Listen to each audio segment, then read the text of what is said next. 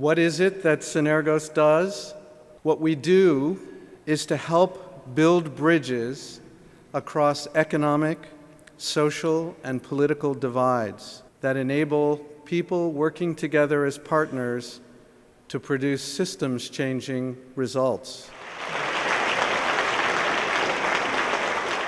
It became obvious to me early in my term that the UN itself cannot do everything, and that we needed to ask some very specific questions.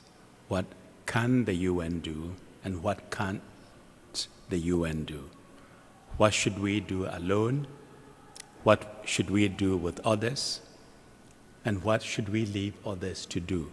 I'd like to ask you your definition of inclusion, because I thought what you said yesterday was so clarifying, and that will set the stage for the other things that we're going to talk about.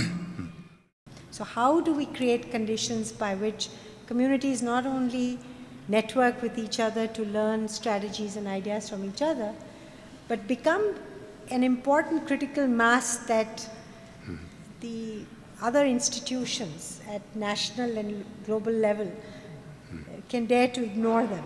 Because I think that's part of what is very transformatory, that large numbers make their presence known. I was wondering if each of the panelists could speak to the role of business.